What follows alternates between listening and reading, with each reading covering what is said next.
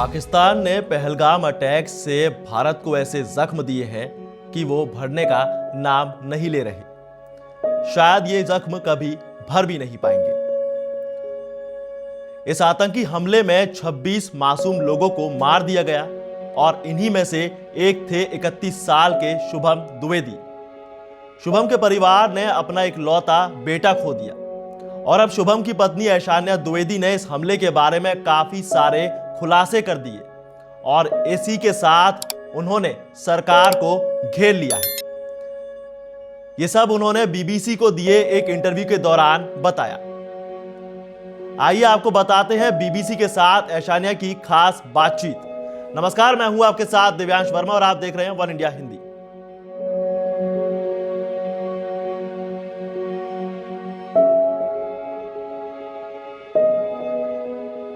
हमारे देश ने, हमारी सरकार ने हमें उस जगह यानी पहलगाम पर अनाथ छोड़ दिया।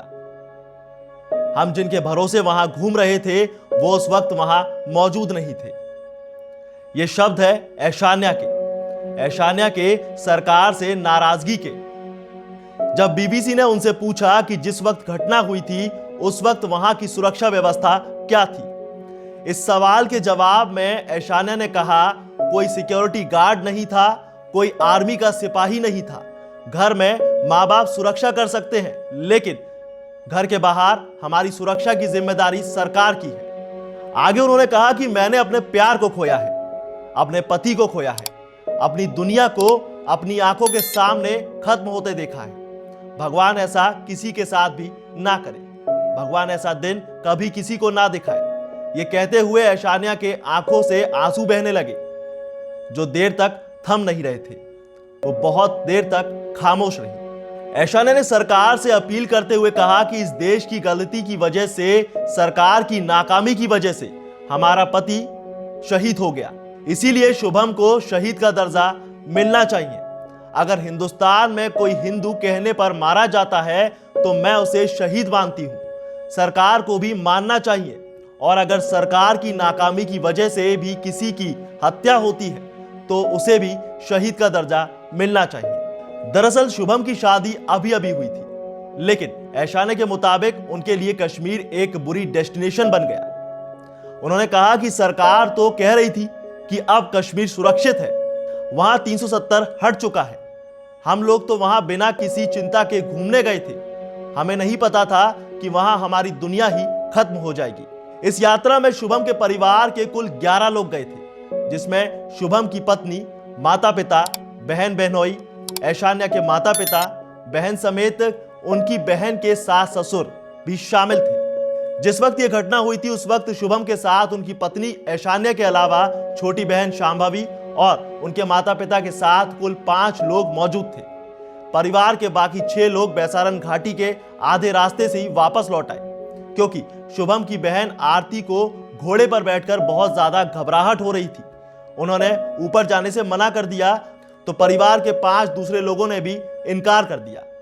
ऐशान्या ने बताया कि जब हम एयरपोर्ट पहुंचे तो हमें ऐसे बहुत सारे परिवार मिले जिन्होंने आतंकवादियों से कहा था कि हमें भी गोली मार दो, जिस तरह से हमारे पति को मारा है। लेकिन उन लोगों ने कहा कि अपनी सरकार को जाकर बताना कि तुम्हारे पति के साथ हमने क्या किया है।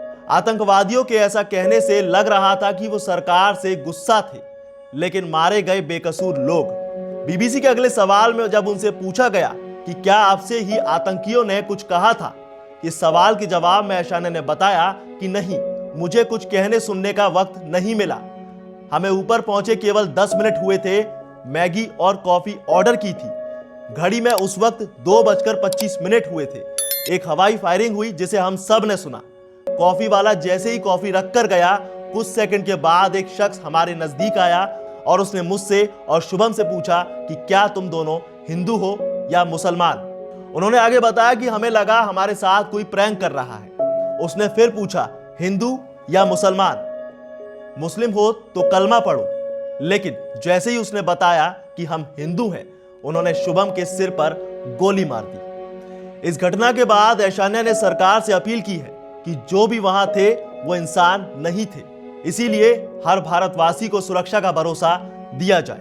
इसके बाद जब उनसे पूछा गया कि क्या आपको लगता है कि आपके पति को सिर्फ हिंदू होने की वजह से मारा गया है, इस सवाल के जवाब में ऐशाना ने कहा कि क्या आपको लगता है आतंकवाद का कोई धर्म होता है, कोई जाति होती है? वो सिर्फ आतंकवादी है, वो इंसान नहीं है, वो हैवान है। फिलहाल ऐशान्या और उनके परिवार की हालत नाजुक है। वो अपने पति और परिवार, अपने बेटे के साथ जो हुआ उससे काफी परेशान है, उसे भुला नहीं पा रहे हैं। आप इस आपबीती के बारे में क्या कहना चाहेंगे, हमें कमेंट में जरूर लिखें। साथ ही जुड़े रहिए वन इंडिया हिंदी के साथ।